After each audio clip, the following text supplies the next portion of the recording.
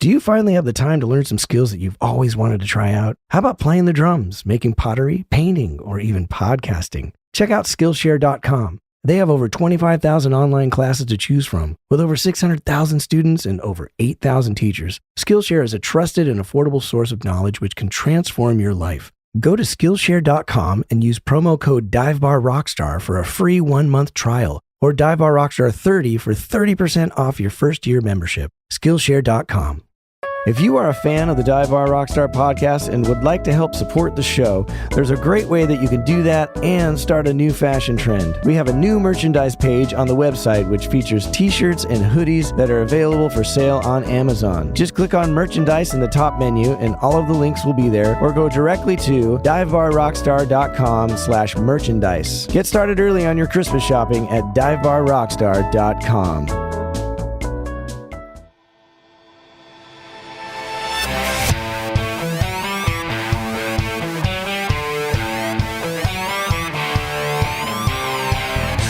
Welcome to the Dive Bar Rockstar podcast, a show exploring the lives of professional musicians of all types. Touring musicians, recording artists, songwriters, engineers, bar bands, wedding bands, and anyone making their living in the music industry. Whether you've dreamed of being a professional or you already are one, this is the podcast for you. I'm your host, Eric Baines, and I hope that you not only find some entertainment here, but also some helpful tips, trade secrets, and ideas that will help you achieve your dreams. Well, I am coming at you today from Milwaukee, Wisconsin. Great little town. It's kind of rainy, but, for summer, I'm kind of glad when it's not, 80,000 degrees. I'm not a fan of the hot weather.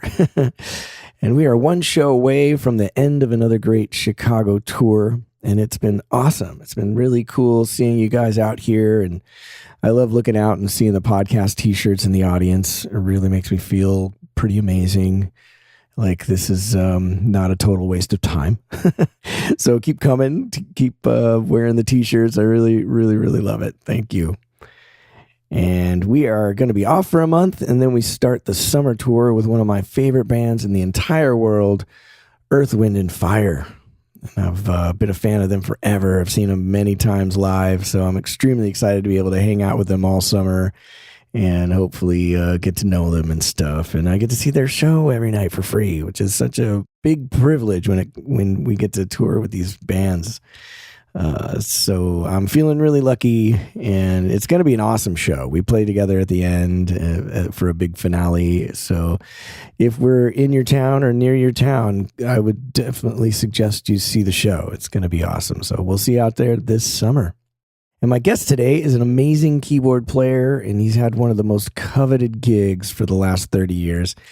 He's been with the great Phil Collins since 1990, and I'm a huge fan of Phil Collins as well, so I'm excited. And the list of artists that he's worked with is unbelievably long, but some of them are Gino Vannelli, Supertramp, Johnny Mathis, Paula Abdul, Lionel Richie, Helen Reddy, Neil Sedaka, Engelbert Humperdinck, Donnie and Marie, and Frank Zappa.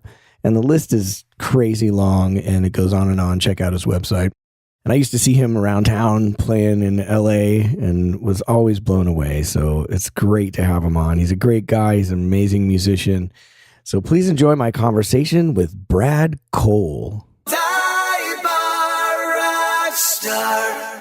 Well, I thought we would just start with the meat of I don't know, my fandom, I guess, and get it out of the way. Just Okay. Because I used to have a joke with my ex-wife when I moved to Los Angeles that like if I missed a phone call, I would always be like, "Oh my gosh, what if it was Phil Collins? It might be Phil Collins calling. I got to take this call."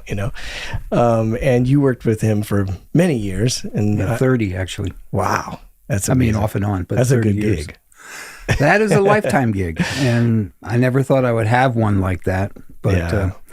Phil and all those guys in that orbit are extremely loyal, and they don't like, drastic changes unless they're absolutely necessary. Yeah. So I figured if I could survive the first year, I'd probably be in for a long time. And as it turned out, I was in from 1990 to the end of 2019 when he pulled the plug on the whole thing. Wow. That's great. Yeah. Yeah, someone asked me once, like, I mean, you said Chicago is the same way, right? Yes, yeah. And I've been pretty lucky too. Like Dwight was the same way too, Dwight Yoakam and Keiko Matsui. I was with her for 12 years, until I decided to leave. I've gotten lucky, but people have asked me about that. Like, how do you, it's not just about getting the gig, it's about keeping the gig. And I'm like, I don't even know how to speak to that because I've just gotten lucky with the people I've worked there's a lot for. of times when you have no control over it, when the artist is just really quirky and impetuous, and I have done my share of those in the past. Yeah. One of them was Engelbert Humperdinck, who was notorious for changing his mind about everything midway through the tour, and that happened to me. We had a self-contained band in 1983, and we were out for a few months, and then one day I get a phone call from his management. You can't see the air quotes, but they're there. Right. Management, which meant his Long Island money people. And that's where I'll leave it. I got a call that said he changed his mind and wanted to go with an orchestra and a small rhythm section that he took out. And then I was out as the second keyboardist. Wow. I was out. No warning, no severance. Just, that's it. Yeah. You're gone. For no particular reason. He just wanted something else. Yeah. And I found out later on that he had done that many, many times in the past and went one way or the other at a whim. He was just that kind of person. Yeah, so he's one of those guys. I'd love to see the roster of how many musicians that he's fired. Well, for everybody no I ever knew at one time or another went through there, and the same thing with Helen Reddy, who I also played with, was another one who went right through everybody in my orbit and even adjacent orbits. People I didn't know that much, like Greg Matheson and other big guys before me. Mm-hmm. During the 70s, while I was still in college, and she had a hit with I Am Woman and became a touring artist, she went through absolutely everybody I ever knew. I mean, they've all done their time there. Wow. So the stories are legion. They're just all over the place. And some of them are funny, and some of them are not very good, and some of them are quirky. But the experience that you get from working with these people is invaluable. Because you have to expose yourself to all kinds of artists. Right. And all kinds of temperaments, because you won't ever learn how to deal with it till you've dealt with it. And, that was an early part of my education in those years, was those kind of what I call Las Vegas artists. Are very insecure and very, very volatile, I guess is the word. Yeah. Although Engelbert was very nice all the time. So was she. I mean, she was very nice, very friendly, funny. She could hang. She sang I Am Woman one night and Stephen Stills sat in. Wow. And I thought, this is one of those great moments in show business where you get both ends of the spectrum coming together. Stevens, because they were both managed by Helen's husband. That's why. Oh, got you. That's interesting. But having Stephen Stills take a guitar solo on I Am Woman, that's one of my highlights of my memories. That's pretty epic. Yeah. And I mean, well, let's just, since you brought that up, let's skip to a different part of my notes. Yeah. Because that's a good point. Because anything. So you moved to LA in 78. I did. I went from Connecticut, where I had been going to college since 1971. And I finished my degree in 77, which was music education. Oh, interesting. Like a lot of guys, which probably helps not with like a lot of guys. Like a lot of cowards, I didn't know what to commit to, so I went and hid out in the ed department. I've seen it done before. Got you. And I just hid out there and did the studying that I wanted to do, which was conducting, singing, and piano, those three things. I really didn't think I would be a teacher. I just couldn't commit to anything, and that's not necessarily a good sign.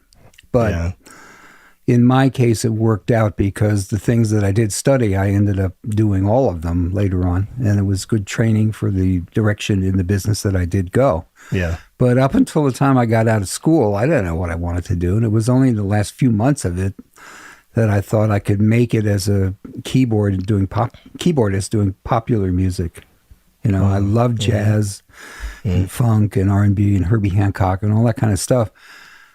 But I was studying to be a classically trained stage singer at the same time. But I kind of knew in the back of my mind it was not going to happen. I just didn't have the voice, didn't have the pipes. Interesting. But it enabled me to get through it, take all the stuff I wanted to take. I was lucky to get the right teachers for the right instruments. And then I kind of putzed around Connecticut for 6 months after that, playing clubs and whatnot. And then I decided if I didn't go somewhere, I was never going to go anywhere. Which many Connecticut musicians, that has happened to them. They just get stuck in a nice, convenient rut. It probably happens all over the country. Right. Yeah. So I just said neither New York or LA. Those are the choices. And I felt like I didn't quite have the balls to go to New York. It just was a little too intimidating. LA seemed bigger and therefore maybe more chances to kind of sneak in to the scene a little bit. And I went out there knowing maybe one or two people. Yeah. And of course, the first year was just playing in these little cheesy clubs in Anaheim and Bellflower and all these really nasty dues-paying kind of gigs. Right. But they were the right kind of gigs for what came up after that, which I think I told you last week about the Gino Vannelli audition. Right. Where they were looking specifically for keyboardists who could play really good left-hand bass, which I had been doing nothing but since 1977, right? Gotcha. So another fortuitous coincidence is that what I seemed like I was wasting my time doing in 78 actually got me the Gino Vannelli gig at the end of 78. So my advice to all you kids out there is it may seem stupid now, but it's probably valuable. And the value of it won't become clear till much later on in your life. So just keep doing it.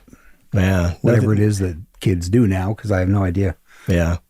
But nothing's a waste of time. Nothing. If you're playing music, there's always the value and always something to learn. And even the worst gigs. Even the worst gigs. Any experience has value.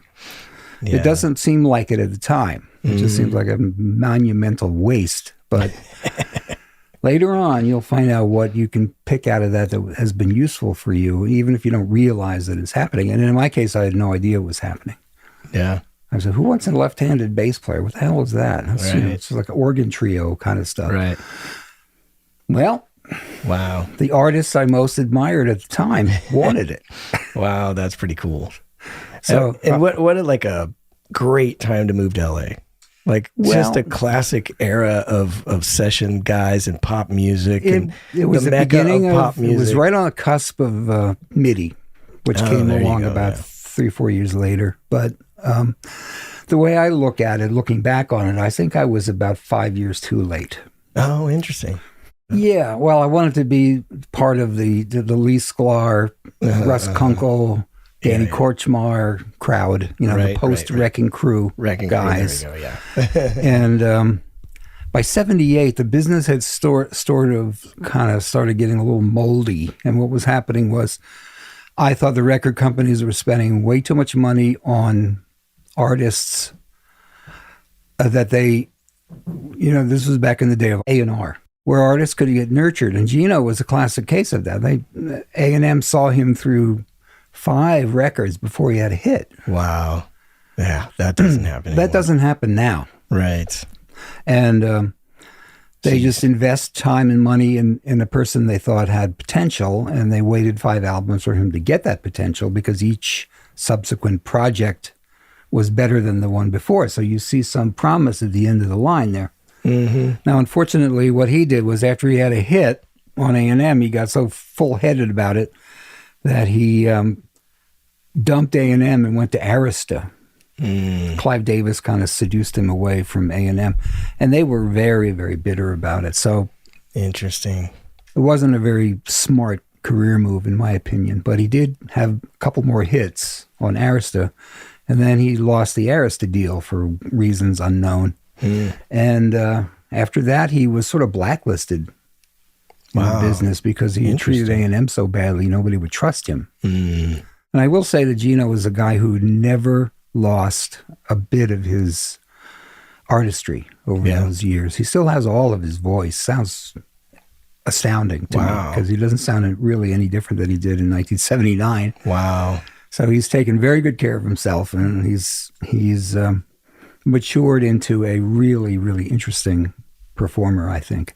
But I think that time also, like all the artists were such better musicians that, like what you kind of brought up about Stephen Stills sitting in, like you could do that back then because everyone was a player or a singer, like a real singer, you know, and they made music, you know, somewhat the old fashioned way. There's still technology. I think it's the greatest era of merging technology with humanity as far as music goes, you know? Yeah. Like the humanity's pretty much gone now. You know, Seems that way. It's all tuned out and seems that way. Everyone's just a big computer, you know, no matter where it starts. It's almost like the sound right now is just take that voice and make it sound as computery as you can, you know, as precise, which is not, you know, the whole point is like how you play with the imprecision is what I enjoy about listening to a singer.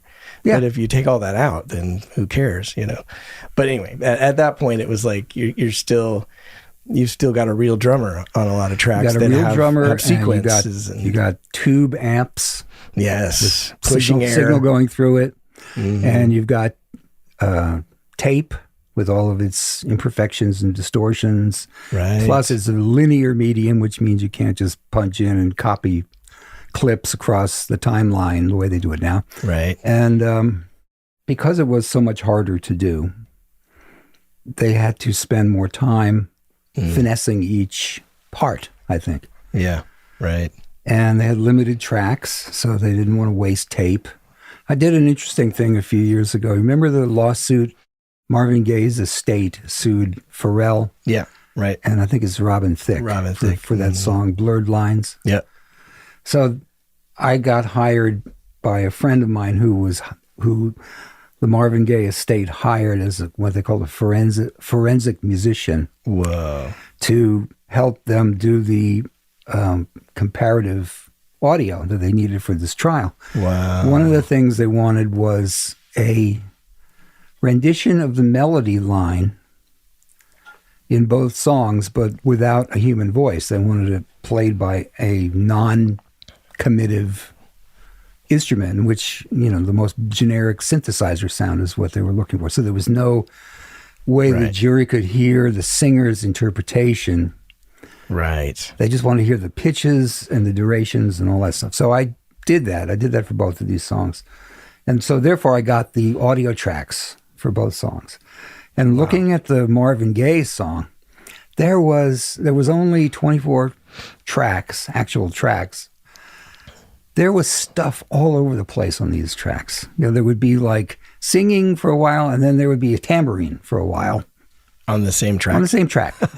There just happened to be some tape there, so they threw a tambourine on it. Wow. And then there'd be something else, and then more singing, and then maybe more tambourine. It was just an absolute mess. You could split it up into a zillion tracks now and have everything isolated properly now, but in those days, you used whatever tape was available. Yeah.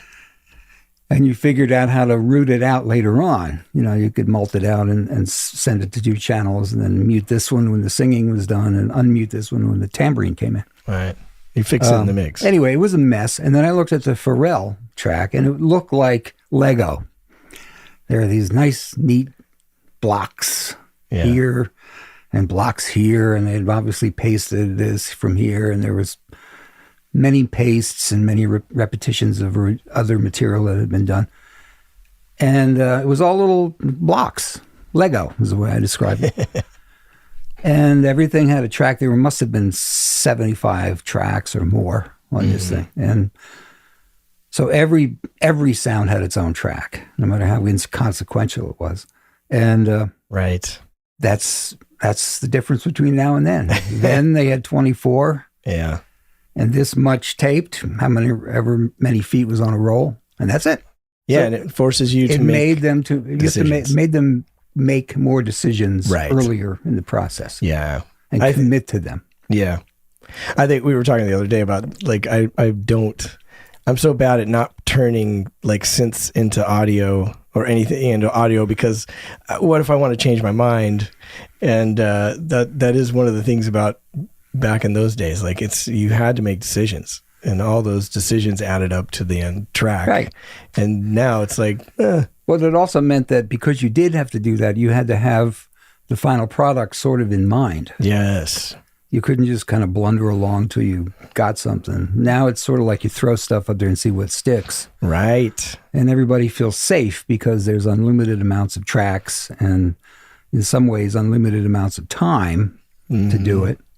Which is the difference in the talent of a producer back in the day, because they heard it all before they even started. Yeah. The producer Today they're just figuring it producer out. was like a baseball umpire. It just kind of keeps things moving along in the right direction.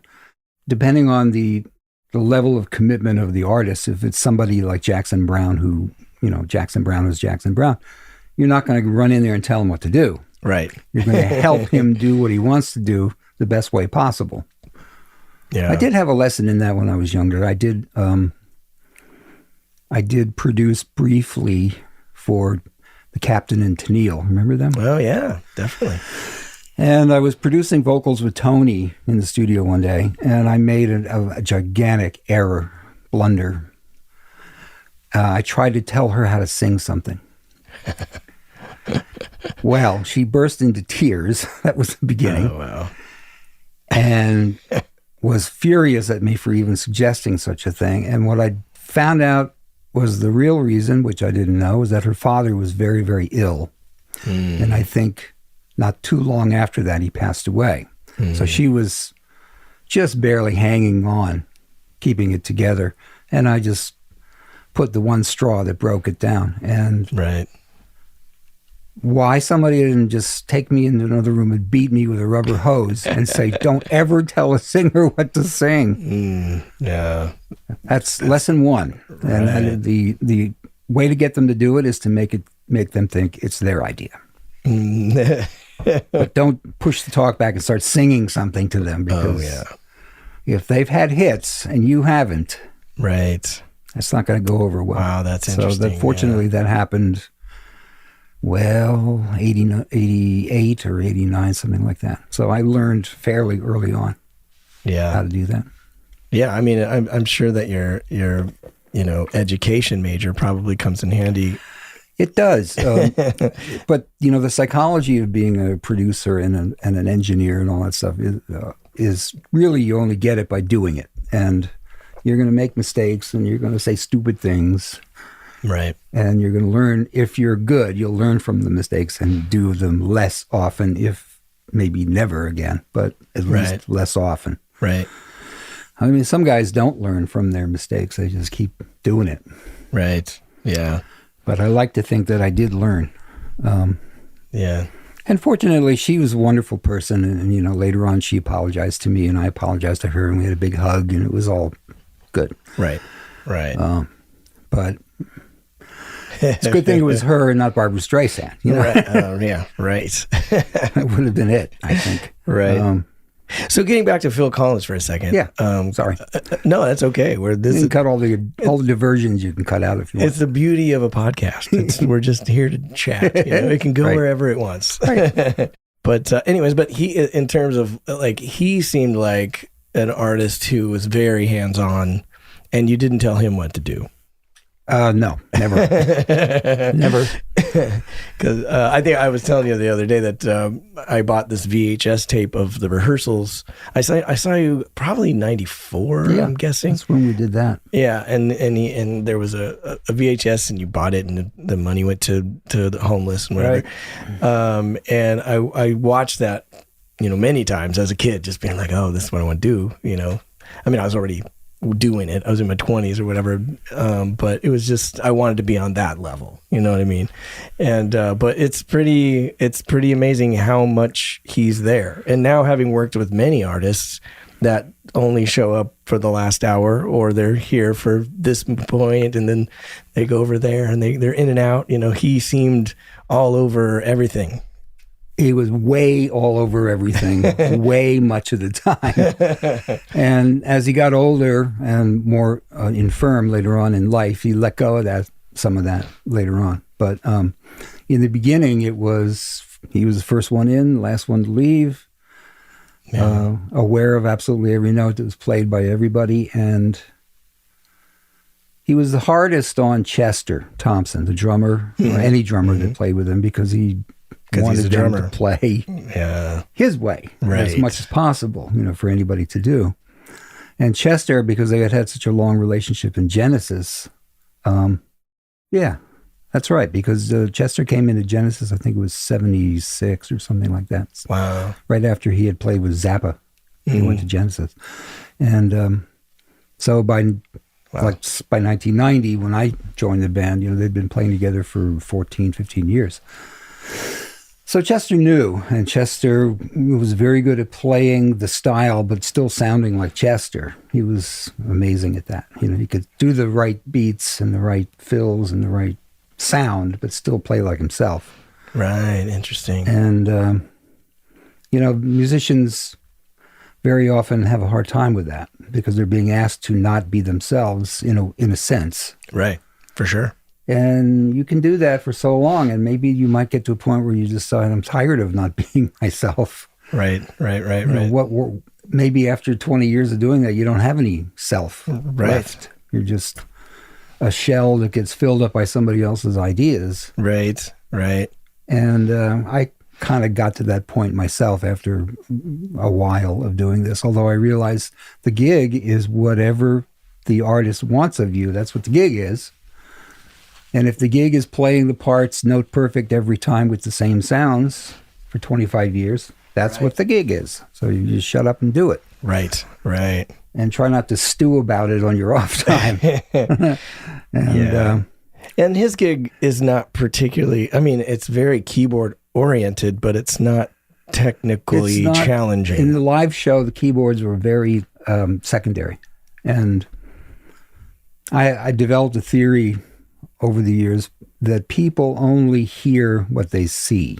And because the keyboards, in my case, since I'm not a stand up and jump up and down kind of keyboard player, I play seated and very stationary, and because there's so much to do, I'm concentrating on it. Right.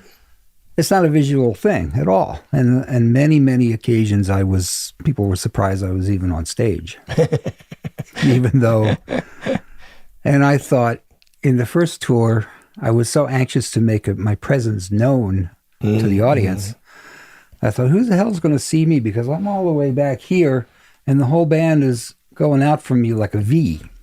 But I'm furthest back from the front, from the front of the stage. And I thought, they're never going to see me. And then when I saw the video, it looked like a Nazi rally. There were all these lights shooting up, and I was at the center. Even Chester was off to the side. All the visual energy went right to me. Oh my gosh, that's funny. Which shocked the hell out of me. I had no idea that it looked like that. All right. Wow. But I still say people only hear what they see. Yeah. And if you're stationary and not physical about it, you're going to evaporate up there. And for the most of the audience, there's still people who... Yeah, I saw you. I remembered you. When I got to LA, I don't even... Maybe it was also because I watched the rehearsals, too. Oh, so I saw a lot. I watched that VHS, and you're on it, But I knew, I think I saw you at Cafe Cordial. We were talking about this, like with Arnold McCuller, and I knew immediately who that was, Maybe also because I'm a pretty average-looking white dude. And like here's an average looking white dude who made it. I don't know. Maybe it gave me hope. Something like that. Phil, when I was being considered for 1990, Phil asked Daryl. Another average looking white dude, Daryl. Well, Daryl looks more like a musician than I do. But, Daryl he had nice hair and, he was a good looking guy with a beard, and he played the guitar, which is a very physical instrument. Yeah. So Phil asked Daryl what I looked like because he'd heard the music and we talked, but he didn't know me from at sight. Daryl thought about it for a minute. He said, he looks like a hip chemist. And I thought that was really generous because I thought I looked more like an unhip chemist at the time. Which I think is what but I you didn't want look on like keyboards. what passed for the standard musician of the late 80s, early 90s, which was much more Peter Robinson, the guy before me, than me. Peter was tall, he was blonde, he was English, he was skinny, he looked good in a red jacket. He had a funny personality that came out in the videos. He was a really good player. He had the whole package, Yeah. I had parts of the package. But yeah, the skills that fortunately, it wasn't a looks-based gig. Right. The skills were more important than the image. Yeah. Which in the keyboard player's position really matters, I think, Yeah. Well, especially in the 80s, you got sounds and keyboards and all that stuff is new, and not everybody knows what they're doing. Keyboards in the late 80s was Thomas Dolby and what's that other guy's name? But there were some keyboardists who were big on MTV. Right. In Howard the late Jones. 80s. Howard Jones. That's what I'm thinking. Howard Jones. I was a big Nick Kershaw fan. You got to have Nick Kershaw. You got to have the hair and the whole thing with jackets with the shoulder pads and all that stuff. Right. And the more I tried to do that, the stupider I looked. So I just gave up on it after a while. Because it just wasn't going to work no matter what. Right. It's the old lipstick on a pig syndrome. You can't dress up someone who cannot be dressed up. Right. So I just let it go. The hell with it. Just think twice. It's just another day for you and me in paradise. Oh, just think twice. It's just another day for you and me in paradise. Just think about it. Think about it, no. Just think about it.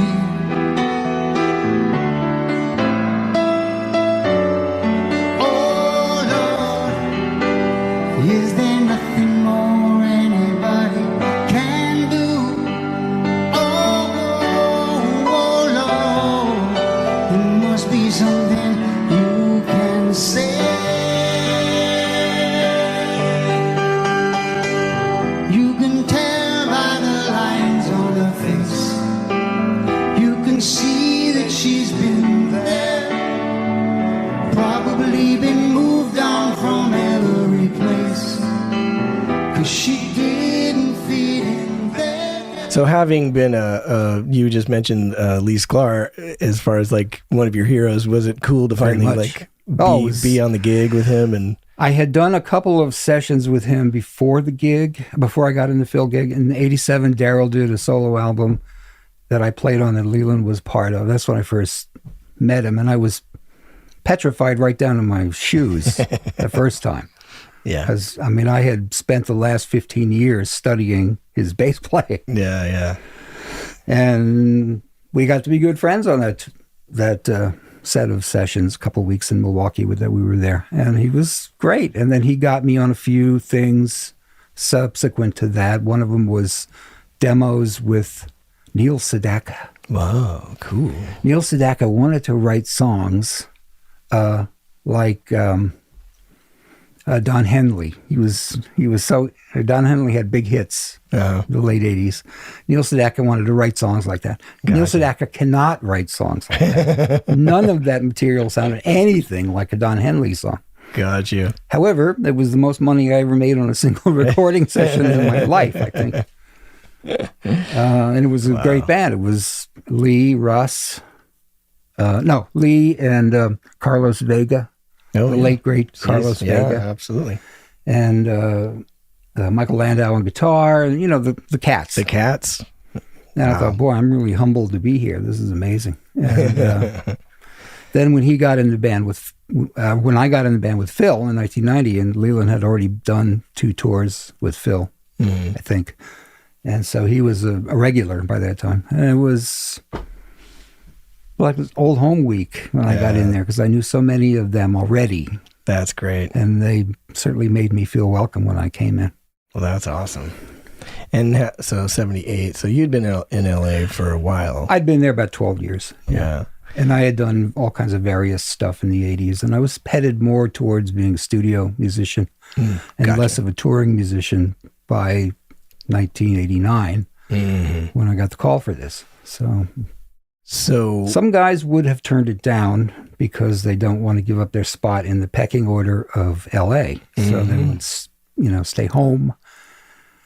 And I know a lot of guys who didn't tour on anything that took any serious amount of time because they didn't want to lose their place. Interesting. And these you chose differently. These tours were long. Like you were on his biggest and longest tours. Yeah. I wanted to play with him because he was the guy I wanted to play with the most. Yeah. Going back to 1980 when Daryl first played me the rough tracks from Face Value. Jeez. That's amazing. This is new. This sounds really new. That's cool. And then I just became an absolute Phil Collins fan in the 80s. I thought this doesn't get better than this. Yeah. And I thought, oh, that's great. And because I knew Daryl from the Gino Vannelli tour, he was always inviting me to the shows and I was always hanging around backstage. And I did get to know the guys a little bit. During the 80s, and Phil kind of knew me by name when I was around, sort of. So when the chance came up, I wasn't a total stranger, Yeah. But I would have to say I would never have gotten this gig without Daryl. Yeah. Yeah, he was also on the Gino Vannelli. Yeah, I met him on the Gino gig, and we stayed really good friends. So you met him when you got to LA? Well, I knew of him from records he'd done with George Duke. Oh, wow. When I was still in Connecticut, I used to see these records that George did and Daryl. I saw Daryl Sturmer, and there was this insane shredding going on.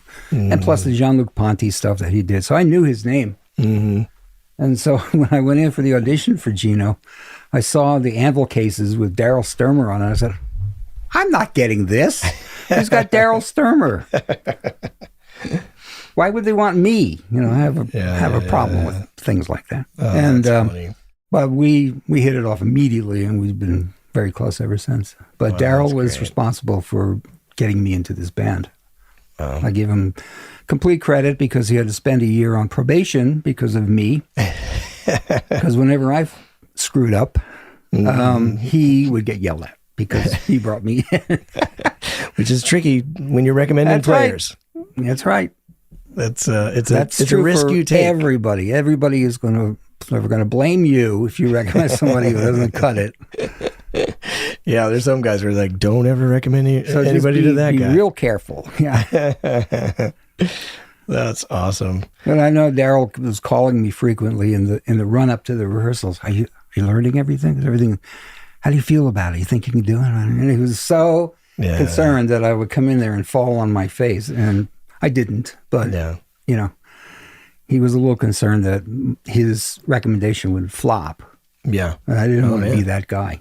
Well, it seems like Phil sort of created an atmosphere of don't fuck up. Pretty much, without having it said. It was sort of implied. Yeah. But I figured at that level, everybody's like that because there's so much money involved. Yeah. This is for keeps. This is for real. And they're not, you can't get away with screwing around like you would do on a Vegas gig. Right. Because the stakes are so much lower there. I mean, an arena, a worldwide arena tour is a very expensive proposition.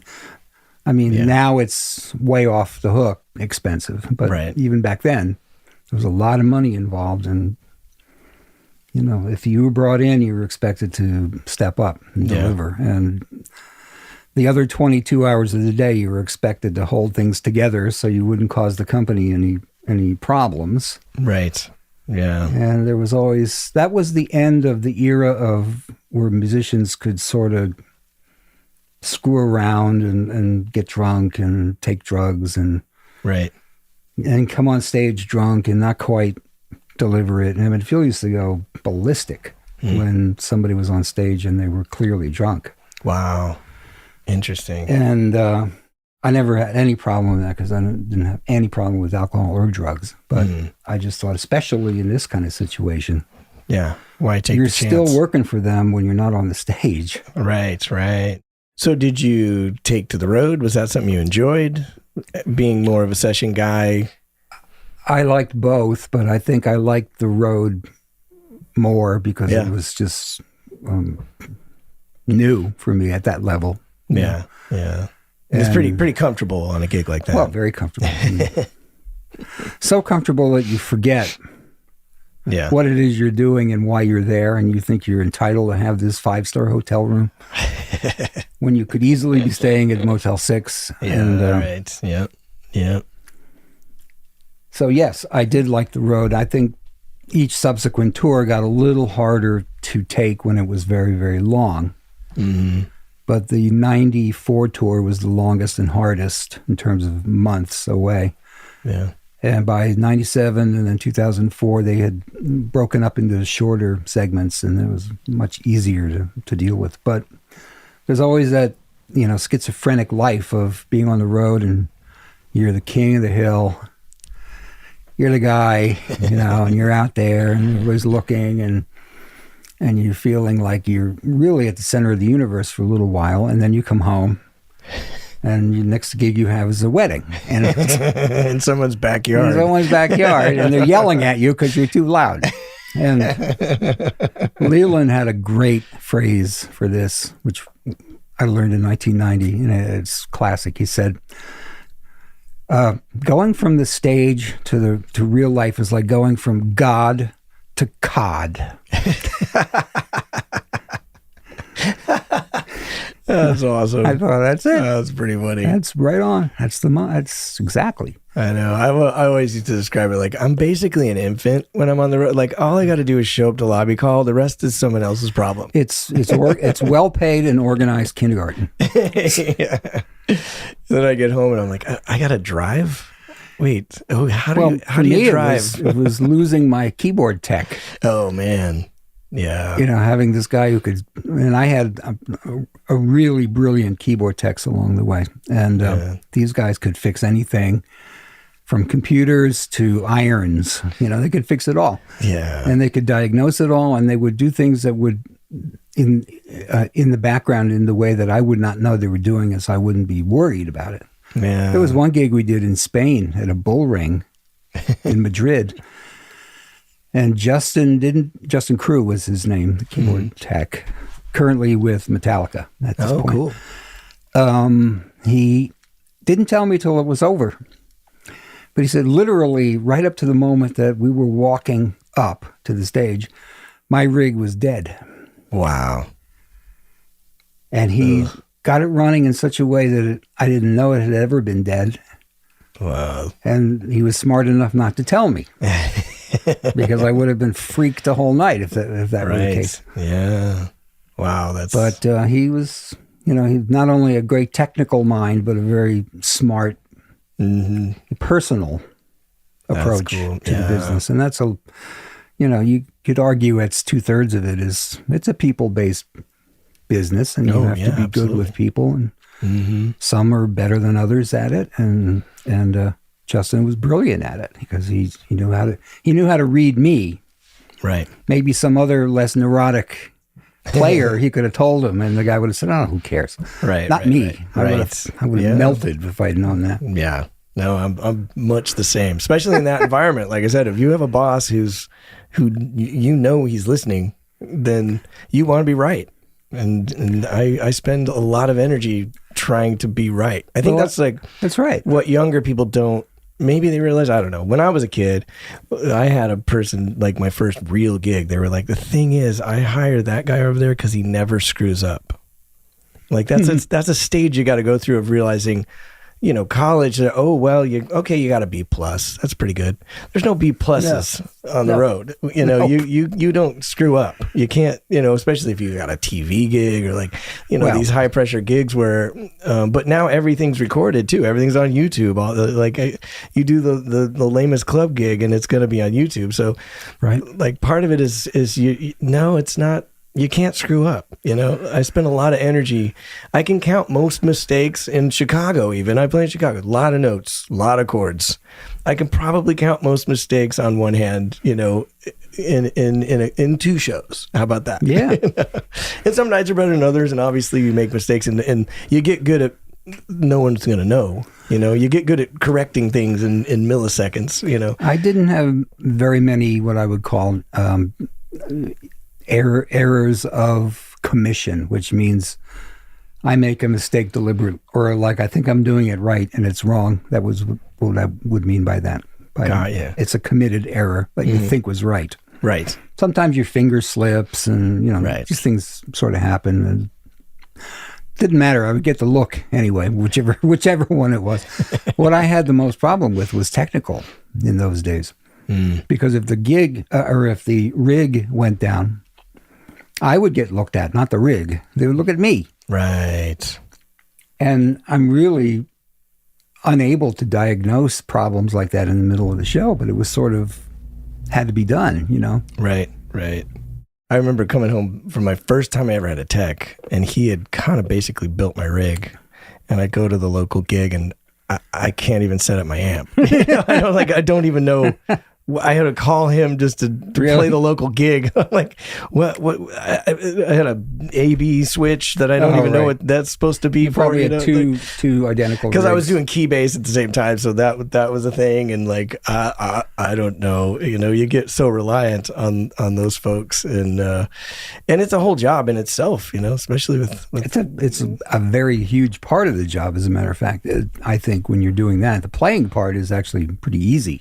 Yeah. Because if you were sitting in a chair in a studio doing it, you just, bat it out. And, right. But your mind is also worrying about whether this cable works, whether this switch works, whether the tubes are good in this amp, and all that stuff. And that's what the keyboard techs, or in your case, the bass tech, is responsible for, trying to minimize the amount of worry that you would have. Right. Yeah. And if you're like me, there's no way to minimize the worry. It's just there all the time, and it's hard to keep concentrated on the music. Yeah. And I think that's something people don't realize, how much energy goes into just making that show flawless every night. Even 40 shows into the tour, it's still like, when I go on stage, I'm as focused as I am ever in my whole life. It's like every bit of energy is going right to this next 2.5 hours, making everything as perfect and look easy as I can. Right. That's exactly right. One thing I always admired about Leland is he refused to get caught up in technology on stage. And he was the one guy who did not have in-ear monitors. He had a crappy wedge that was like all low mids and lows, no high end. Interesting. And he had one amp and one cable. And I don't think he had any. He might have had chorus on his bass, maybe, but probably not. And wow. He was, our link to the 70s, and he stayed there on stage anyway, And so his rig was always on. It was hard to talk to him because everybody was on ears, so there was he couldn't understand any speech through his monitor. So I said, Leland, can you do this, that, or the other? Couldn't hear it. That's what it sounded like. And that's funny. And he seems the polar opposite. I had him on the podcast as well, and like, he seems the polar opposite of you and I as far as confidence level. He's more of like, no, this is how I'm going to do it, and you're going to like it, or that's you're not. Because he can back it up with the 10,000 records he's been on, or whatever it is. Point. You cannot, you're not, if you're questioning him, you better be on damn solid ground. But that's funny. There are very few guys left at his stature, I think, in terms of history and experience. Yeah.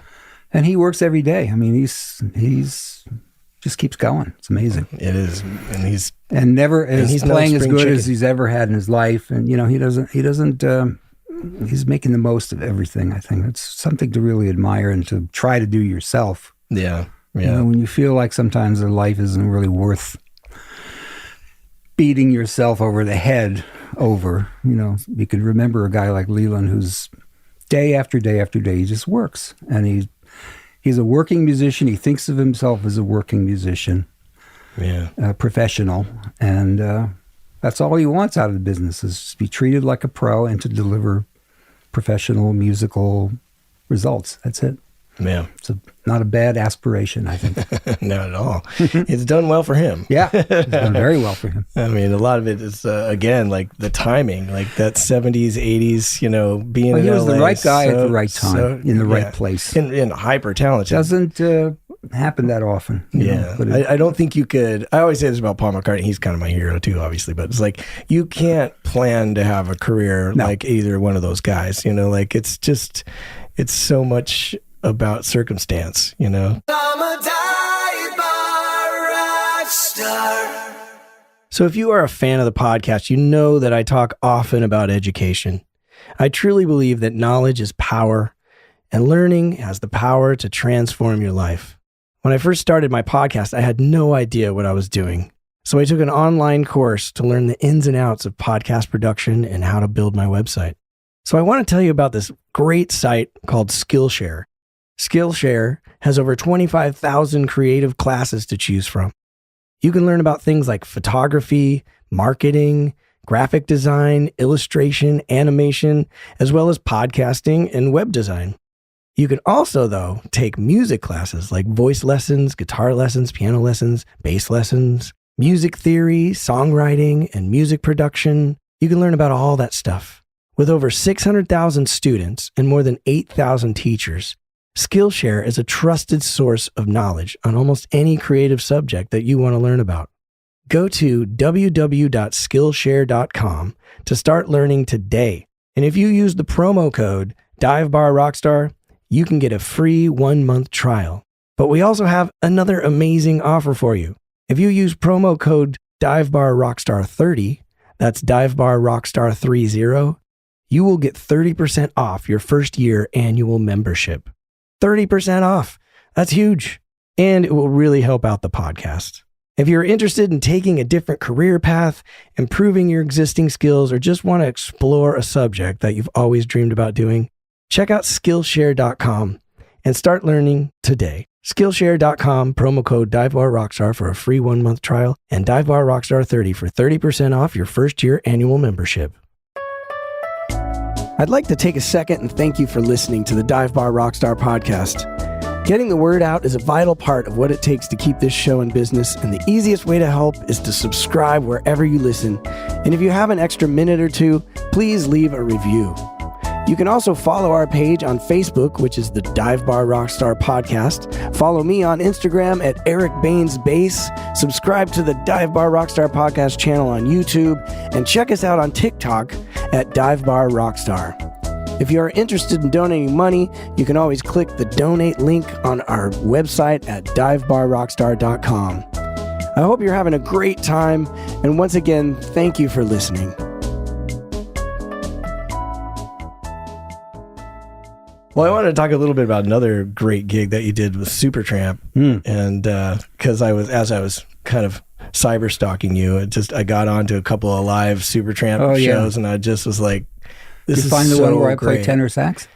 I was gonna ask. I was like, "Is that you?" Yeah, like that's amazing.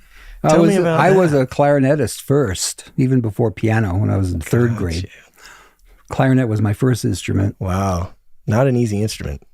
No, but it's a great thing to learn on because you immediately learn how to read. Right. Yes. Anybody who's had a band instrument can read. And so I played trumpet.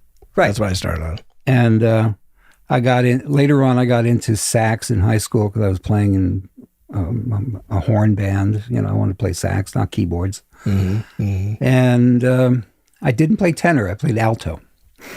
So when I got into Supertramp, they had Scott Page in the previous tour, who is a multi-instrumentalist, an amazing multi-instrumentalist. Played guitar, sax, and trombone, of all things. Wow. And Scotty is a real performer, so these were big shoes to fill. But I said, I can play sax. I could be the second sax player with John Helliwell, the main guy. Okay, so they gave me a tenor, and I went home and shedded like mad on the tenor. I got to the point when I could play these parts and have a reasonably convincing pop sound, you know? And it was the only time in my life that I was able to stand up front and center right at the edge of the stage and do something physical with in the pop world anyway, you know. And then I'd be done. I have to put the sax, you know, wander back to my little hutch in the back, put the sax down and be invisible again. But I think at the time I was debating about whether to really dig into this and maybe get to be like a guy like Larry Williams, who was in Sea Wind and later on part of the Quincy crowd, who played sax and keyboards equally well. Right. And recorded a lot on both instruments. And I just thought the amount of time it would take for me to catch up on sax, the keyboard playing would suffer, or at some point you got to just pick your battles and let other things go. I did the same thing with singing. Yeah. I was on the edge of maybe becoming a session singer. And I had a friend who was in that world, really well placed in that world, said if you just start studying and dedicate to it, you can probably make it because you can read, which was a little rare at the time. Right.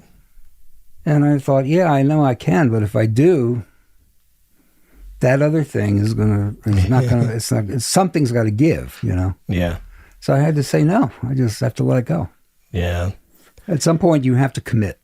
Yeah. And if you're lucky enough to be Larry Williams and you can play both of these instruments since you were a kid, God bless. You can do it and do it well, great.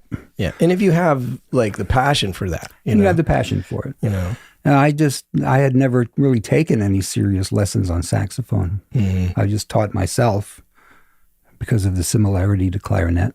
And I never really developed that really good, solid rock and roll sound that these guys like George Shelby, like these guys get.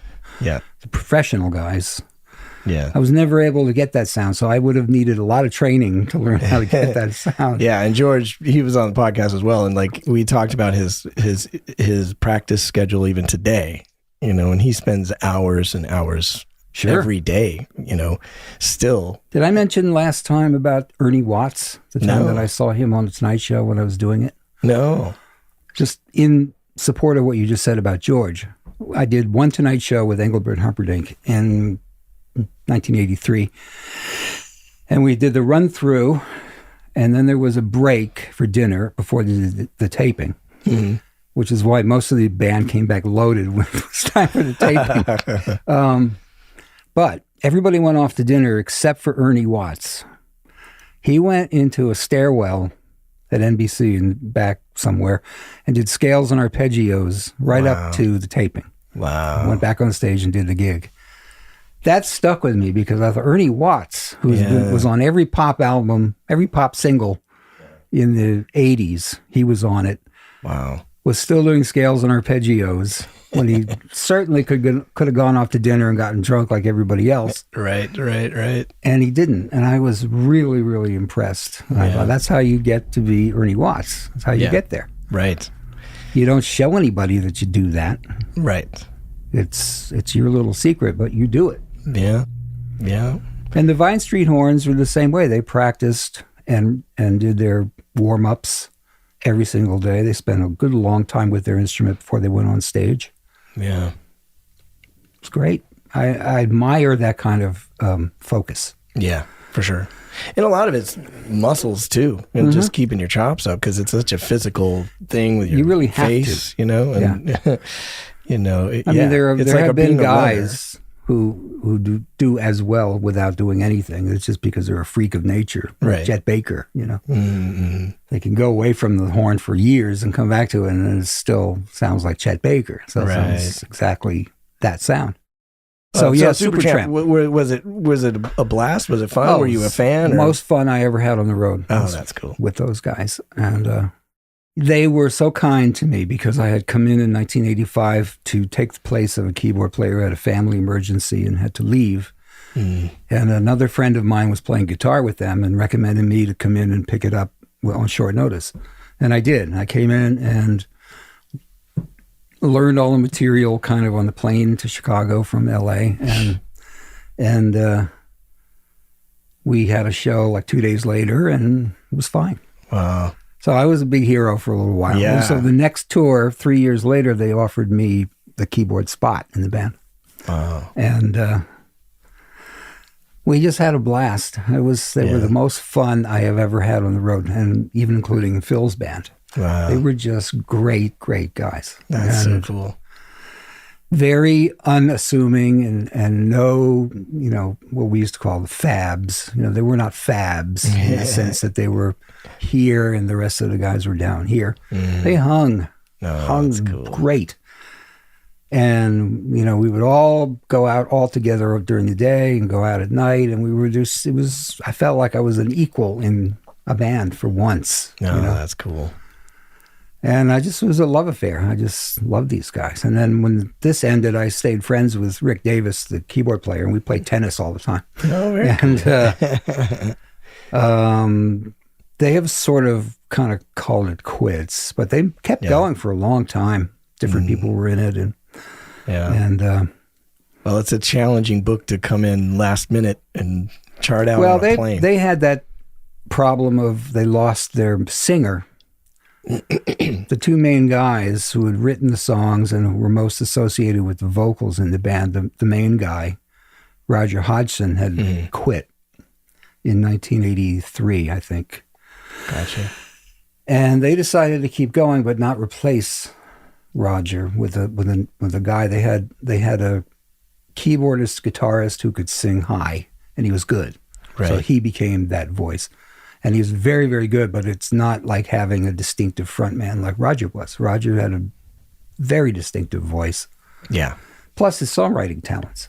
Right. So everything they did after the split was okay, but it was never going to be up to the level. It's the same thing with Lennon and McCartney. They just, these relationships are so personal that when they break up and divorce, it's really ugly. Yeah. And I know that Supertramp was offered big 7-figure money to reunite with Roger and do a tour. Jeez. It would have been enormous. And they wouldn't do it. Wow. That's how deep I know, this rift was. Yeah. And I just thought, Jesus, what could be that bad that would cause them to turn down 7 figures? It's or are they already that rich that it doesn't even matter? Maybe that's it. And then they can afford to prioritize their artful whims and not want to do stuff that it's amazing. I'm in a band, so I understand. I'm around it, we don't sound check, we don't rehearse very often, and a lot of it is just because let's spend a limited amount of time together, then we all get along better. So Chicago is not a hang band? We have band dinners and things like that. The manager will take us out like once in a while on a day off. And but there's a certain there's me and the guitar player and Ray Islas, the percussion. We're all around the same age, so we tend to. And Lauren Gold, the other keyboard player who replaced Bill Champlin. So we're all. He replaced Lou Pardini, but who replaced Bill Champlin? But anyway, he's in that chair. So we hang, but the main 3 guys, they try to stay in their corners, That's why we came up with the term fabs.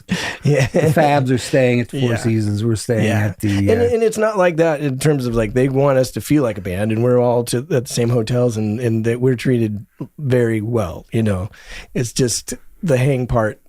We get together for dinners maybe once a tour, twice a tour, and then... Do you feel like the guys? Or just conversationally? Certain guys are easier to know, and I'm sure the guys would say that. But Robert Lamb is... Maybe it's just that I'm starstruck still with Robert Lamb, 2 years I in. Would be. But he's a more aloof kind of guy. He's very... so I wouldn't say that... I would call him a friend, but he's, there's distance there. Jimmy still likes to have a beer. So he's if you're going to hang, he's a great hang. And Lee Loughnane I think all trombone players are that way. Yeah. Yeah, so Jimmy's great, and Lee Lockdane is super kind, awesome, easy to interact with guy, you know. But he's also a guy who practices a lot still, and doesn't leave his room very often. So, you know, he hangs at the dinners, but you won't see him out, you know. Whereas Robert, he also likes to walk. So I always feel like every time I go out for a walk on a day off or something, I run into him, you know? But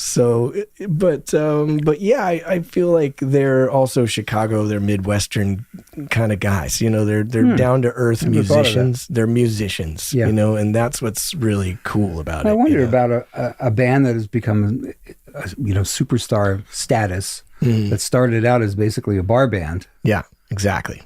Whether the bar bandness lingers. Well, the guys that are left are the bar band guys. They're the you know, I didn't know them then. Obviously, I wasn't even alive, but but I would bet you that Jimmy Pankow wasn't that different at 19. Probably not. You know what I mean? And he's seen a whole lot of stuff and craziness in his life, but he still seems very down to earth to an extent, you know. Obviously, none of these guys are, I would say, quote unquote, normal, because they've seen stuff that only few people in the world could ever see, you know. But in their world, they're normal. Yeah, but in the real world, they're not. Yes, exactly. Yeah. Well, I think any artist, by definition, is a little neurotic, just because they're an artist. Yeah, for sure. And the art doesn't happen without the neurosis. It's part of the process, I think. Right. Yeah. And there's just degrees of it. Yeah. There's an old phrase in French, but the English translation is "happy people don't make history." Oh my gosh. I tell you, that's probably the biggest thing as an artist myself, or as a sideman myself, you know, because I write songs, I sing. My dream was to be Elton John, not be in his band, you know, but eventually life takes over and you're a side guy, and that's a great living, and it's provided me a crazy, awesome life. You know the phrase, life is what happens while you were making other plans. Right. Exactly. That's it. Yeah. But I also, but now having been around so many artists over my career, it's like, maybe I'm just too nice of a guy. Maybe I'm not unhappy enough to have stuck to the artistry. You know what I mean? Possible. I also, I wanted a certain lifestyle that I wasn't willing to, you know, that's the other thing. Like Chicago, those guys earned this. Like they were in buses and like back when, you know, so I'm living off of all their hard work, you know, over years and decades, 57 years this year. So I wasn't willing to do that. So I was willing to, I prioritized my happiness a little too much to be a good artist. How about that? That's possible. Yeah. That's interesting though. I mean, the only bus tour I've ever done was with Donnie and Marie Osmond. Oh, wow. In the 80s. Wow. When they were kind of between the bubblegum stage and then the later on when Donnie had his comeback in 1987, 89, whatever it was. Mm-hmm. Yeah. It's what they referred to, and I've heard them say this. I heard him say it on one of those behind the music things on VH1. Mm-hmm. He said, those were the lost years. And so I was the MD for the lost years. That goes on the resume as something. I don't know exactly so what, funny. But it was fun. We sure had fun. Yeah. And I made my other theorem of pop music, which is the amount of offstage hijinks and juvenile behavior is inversely proportional to the seriousness of the gig. Or actually to the monetary value of the gig. So if it's a big mega Phil Collins tour, there's less stuff going on off stage because there's more at stake. Got you. But with Donnie and Marie, it was like you could just come in and have a good time. That was good enough. All he wanted was for everybody to have fun. Right. So believe me, off stage, it was a surprisingly frisky world off stage. You would be amazed. That's funny. But wow. We sure had a good time. We went to Australia with them and just had a blast down there. That's cool. And the audiences love him. You know, they just, Donnie is one of the best performers I ever worked with. He was never had a bad night, never had a bad vocal night. Wow, She had a few, but he never did. Huh. He was like Michael Jackson in many, many ways. Thorough, professional since he was old enough not to have to wear diapers practically. Right. So by the time I got in, he'd been in show business since I was like 6. And he was an old, grizzled old veteran, and he was still 2 years younger than me. And I dug his thing in the 80s. Well, he did that song called Soldier of Love. Yeah, that was the comeback record. I thought it was a great. And you know, the backstory to that is that they released it without releasing the name of the artist. Oh, wow. They probably paid a lot of DJs to play it, but they got it played and they said, we're not allowed to say who this is. And they got a buzz going. Wow. Because the problem with Donnie was he was still considered such Donnie and Marie bubblegum that the minute you mentioned his name, everybody turned it off. But they loved this record. It was a great record. It was Sturkin. What was his name? Sturkin and Rogers were the producers. I think New York guys. Gotcha. And it was in that, Paula Abdul style of the time. Yeah. And Donnie sang it great. And it just absolutely reinvented his career after that. Yeah. But the marketing gimmick was they didn't tell anybody. No, that's smart. And then after it was a hit, was really charting, you're not going to believe it, but this is Donny Osmond. Wow. And then he was on his way. That's so cool. And I know it's on your website, and I heard you tell the story online some other time. But at the same time, you turned down another pretty huge, crazy gig. Yeah, this was the all-time mashup, music business mashup. I went from a Saturday night gig with Donnie and Marie at some like dinner theater kind of place in the Midwest. Fly back to LA and go out to Frank Zappa's house for an audition. Jeez. And I did. I auditioned for Frank. And much to my amazement, he was going to hire me. Wow. And I wasn't expecting that. And I had a panic attack over it because I thought, now I have to actually deliver. And that's when he's going to find out that I suck. And I had to say no. I turned it down. Wow. And, people thought I was insane. And I think I was insane in some ways. But I just wasn't emotionally strong enough to do that at the time.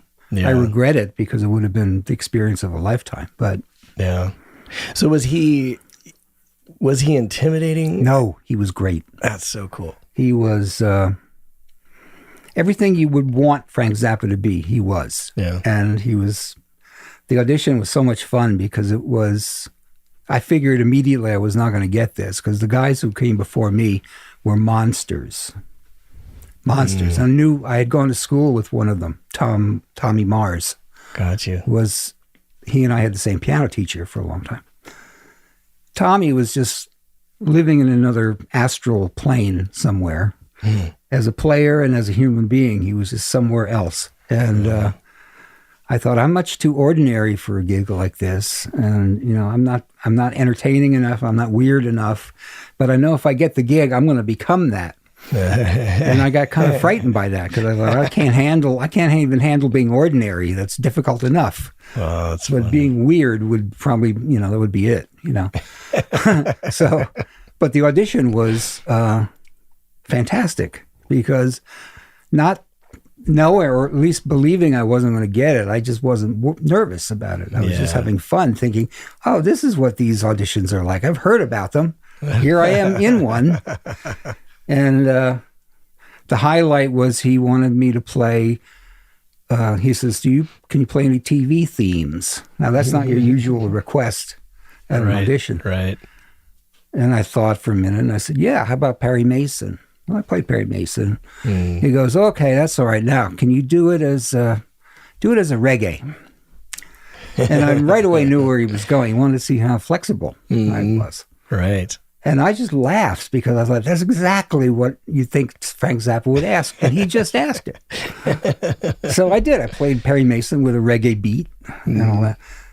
And he goes, okay, now do it as Mozart. It was pushing the boundaries. Mm-hmm. So I laughed again. Wow. I just thought, this is great. So cool. And I tried as best I could to play, a classical version of the Perry Mason theme. And I thought, well, this is good. I nailed that. He goes, now play it like Mozart, but with a reggae feel. Mozart with a reggae feel. I laughed the most at that because I thought there's no limit to where this can go. You know? Right. Yeah. Yeah. And that's the whole point. He wanted to see how malleable and flexible my musical mind was. Right. And I thought, that's great. That's what I like too. Yeah. So I tried it. I'm laughing while I'm doing it because this is a ridiculous idea. I'm just, And the next thing I know, he's offering me the gig. Wow. And I was really, as they say, without speechless. Mm-hmm. And because I wasn't expecting anything close to that. Yeah. Wow. So I said, I don't know. Let me think about it. And that's not what you're supposed to say. You're supposed to say, yes. Yeah. Yeah. Yes, please. But he was wonderful about it. And he gave me a little consolation prize. He let me play on one of the tracks on the album he was working on. And it was a song called Be in My Video. And there was actual video for it, which you can find on YouTube. And it was one of his kind of like snarky kind of parody songs of the time, making fun of the video culture. Right. And the piano part was as Liberace as you can get. That was the instruction he gave me. Just as stupidly over the top Liberace as you can do. That's so funny. And I started playing all these arpeggios and just, really tasteless stuff.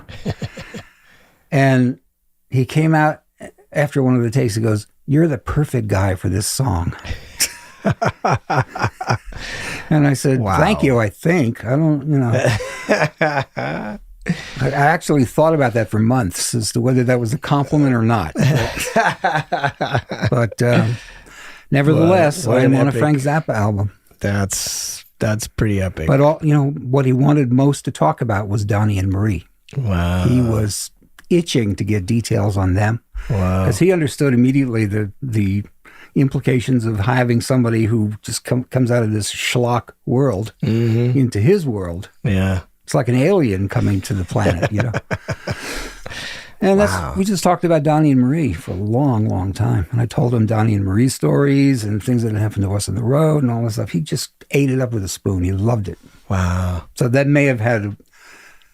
The thing about Frank was that he was casting his band the way you cast a movie. Everybody has a character. Got you. And my character might have been the stupid Poindexter from the straight world. That might have been what he had in mind for me. Yeah. I didn't come to that realization until years later, but wow, maybe that's what it was. And I wouldn't have had to have been such a chopster. Mm-hmm. But interesting you say that because I was just thinking, well, the reason I asked, is he intimidating? Because when you see him in interviews, he's always mad and just yelling about stuff, Well, later in life... but maybe that was his character. Later on, he started to get more crotchety. Mm-hmm. I auditioned for him before the crotchetiness really started. Gotcha. But it was coming.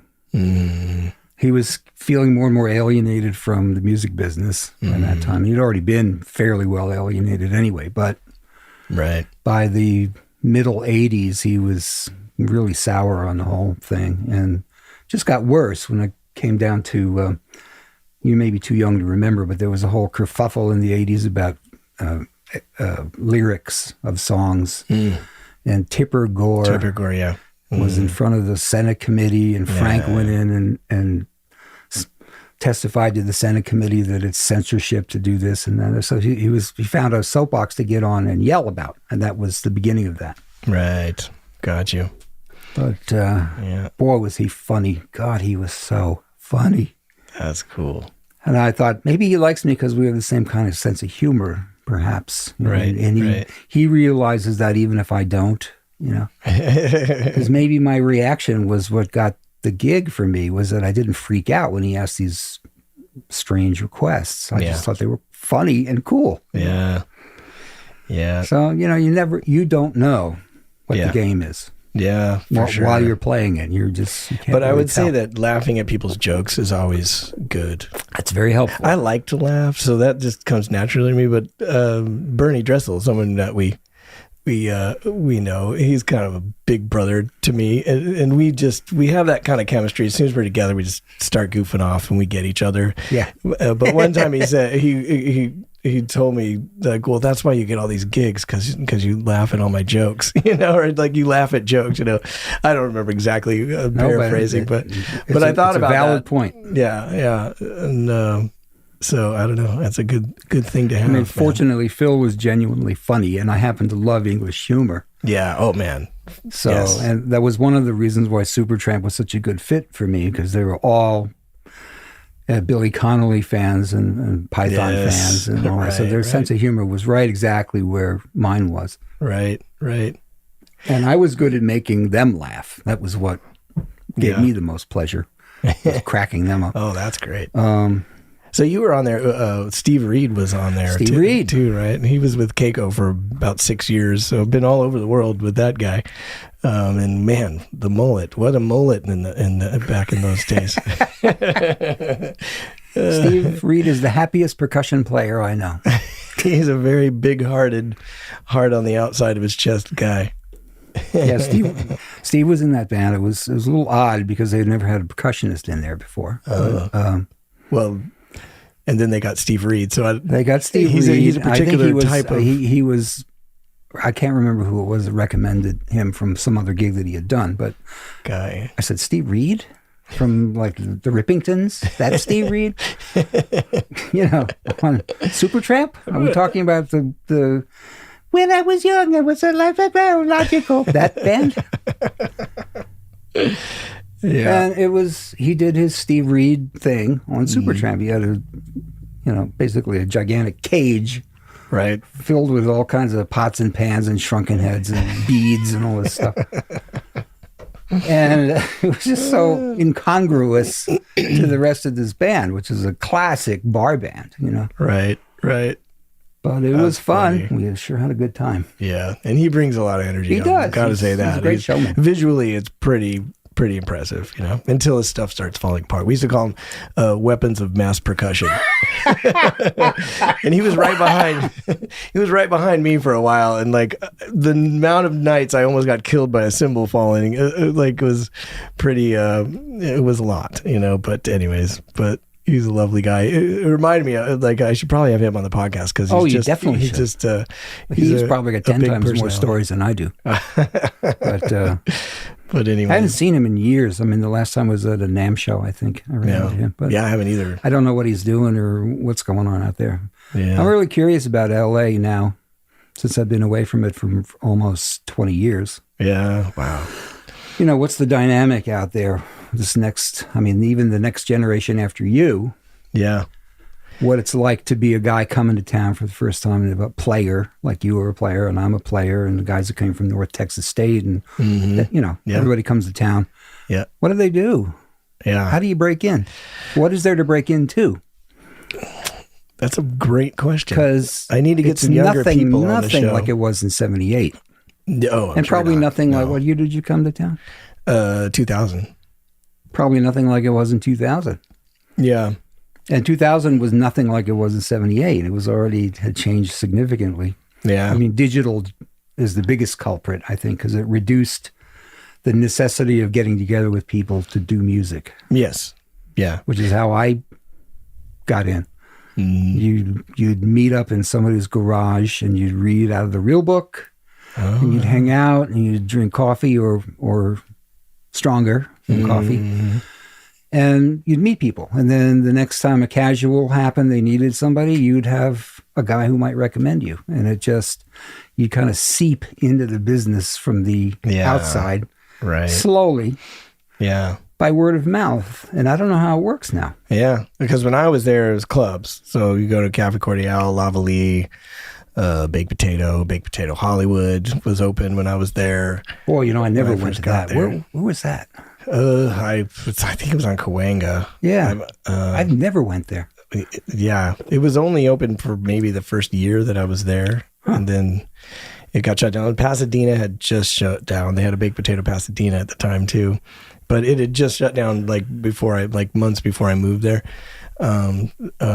So yeah, for me, it was going out and I had a demo, a CD.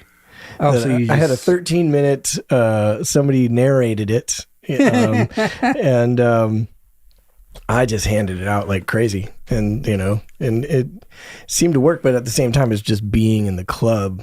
After about a week of just going out to 3 clubs a night, people start to look at you again. And the one thing about LA that still is true, I was just out there doing some work, is that everyone is there to be seen or see. So when you can walk in a club dressed a certain way and people look at you like, should I know that person? And that you can use to your advantage, because you keep showing up to certain gigs and then somebody's going to come up and talk to you because they're like, who are you? What are you doing here? I tried to use that, to my advantage and just learn, because I knew one guy, Mel Brown. You know Mel Brown. Yeah, Mel. He's the one guy I knew when I moved to LA. Really? And he's a good guy to know. How did you know him? Well, we both come from Denver, so... Oh, yeah, that's right. So Mel was playing with a lot of people. By the way, Mel is one of the funniest guys I have ever met. He's hysterically funny. Yeah.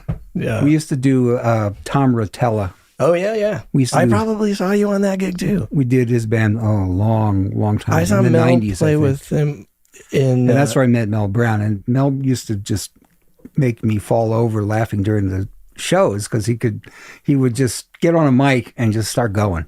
And I thought, this guy's really got comedic talent. He should be doing stand-up. Well, he's one of the reasons I brought a CD, because he was working on a CD-ROM at that point that he was trying to sell to, but he had a CD-ROM. You put it in your computer, you click on, all the artists that he's worked with, and it's them telling him about, Right. So I had kind of didn't have the money to put that together, so I just reduced it to, a CD that you could put in your car. And narration. And it's like minute clips of songs, and then people would call up my answering machine, like Nelson Rangel, Danny Serafin, I knew at the time. He called my answering machine, telling people how good I was, and so that's how it was for me. But I think a lot of it now is YouTube and Instagram, and people YouTube getting to know each other. Your audition with YouTube. Exactly. And you got to have a presence, and you got to go and tell people that you do. And but what that means ultimately is that you have to be more telegenic, photogenic, visual. But that's the gigs now. That's what the gigs are now, and that's what the business is now. And it's equal parts visuals and music. Yeah.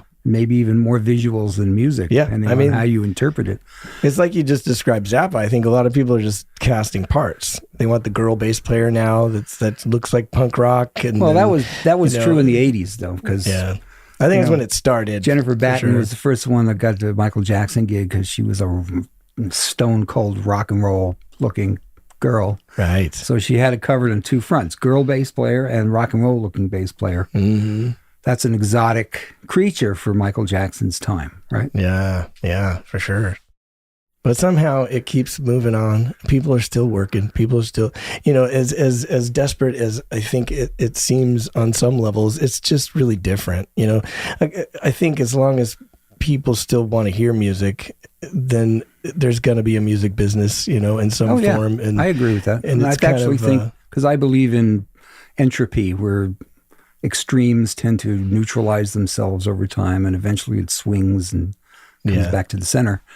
Yeah. That all of this is going to be replaced by a resurgence of real stuff. That's what I think too. Someone's going to be like, hear a guitar, and they're going to be like, what is that? I want that on my record. It's going to be like, there's no computers on this track. There's no samples on this track. Yeah. There's no auto-tune on this track. Right. And that's going to be a really distinctively new sound all of a sudden. Right. I think that's true. And there may be just artists that are going to become analog kings again, Yeah. It has to happen. I mean, the biggest and most amusing irony for me about digital is that how busy people are trying to add analog grunge to their digital projects by buying special plugins that make it sound like a cassette, or buying a plug-in that makes it sound like a scratchy vinyl record. Yeah. All stuff that they were so glad to get rid of when digital first came along. Now they want to put it back in because they think it has vibe. Right. Yeah. And totally. it does have vibe. But back in 1995, you wanted all that vibe out. Yeah. So you got a nice clean signal to noise ratio and lots of dynamic headroom. And now you have that. And they want to just put all this grunge back in. That's what the saturation obsession is all about. Yeah. Yeah. You know, tape noise. Right. Yeah. Wow and Flutter. I've seen plugins that will put wow and Flutter back into your tracks. Interesting. Crosstalk. All these things that everybody bitched about. Right. Just before digital came along. And then they were gone with digital. Everything was pristine. Yeah. And then you slowly realize that pristine is not necessarily better. Right. Might be better, but is not guaranteed to be better. Right. Absolutely. Yeah. I mean, I try to listen to on Tidal. I have Tidal as my streaming service. Mm-hmm.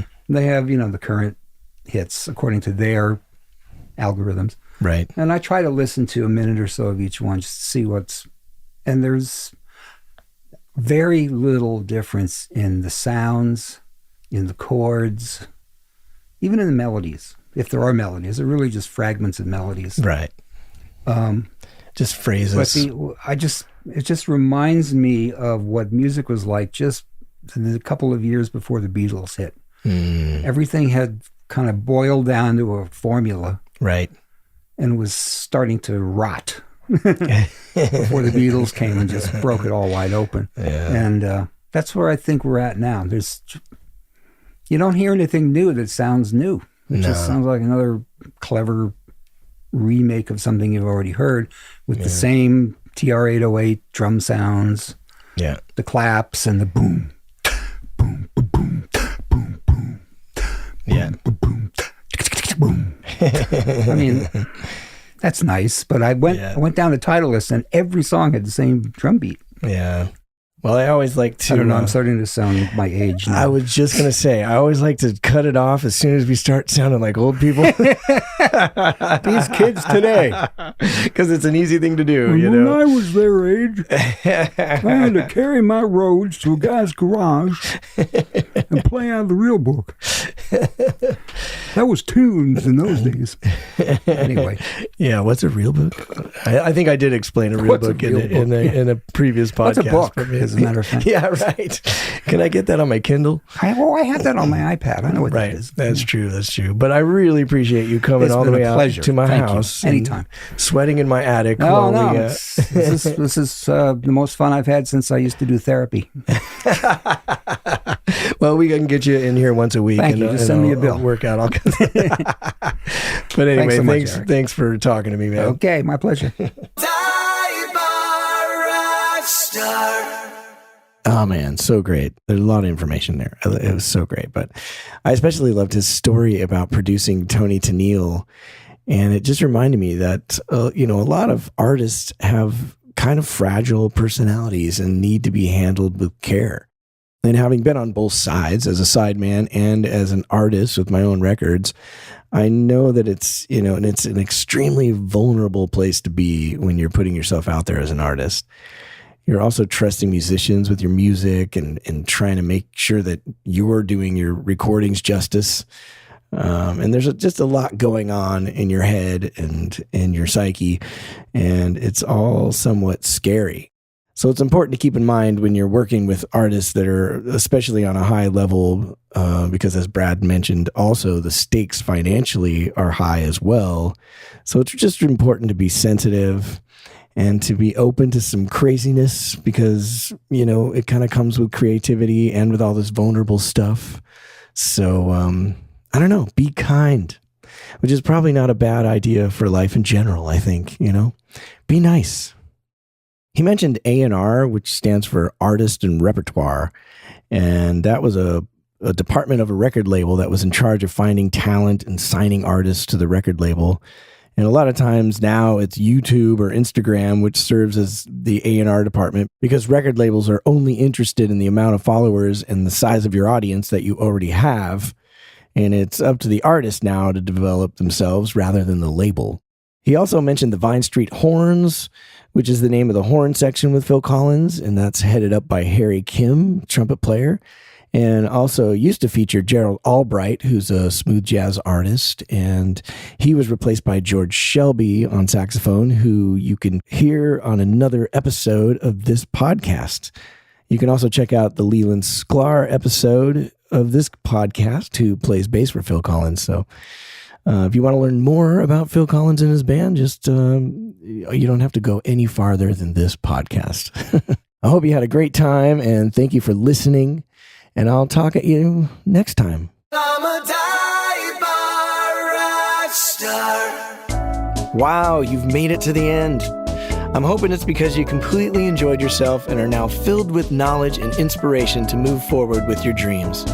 If that is the case and you would like to stay informed of new episodes, live events, and general news, please go to divebarrockstar.com and sign up for the mailing list. If you have any questions, comments, corrections, or complaints about anything you hear on the show, please email me at fanmail@divebarrockstar.com, and you may even end up on the show. We at the Dive Bar Rockstar podcast, with all of our hearts, thank you for listening, and remember, it's all about dreams.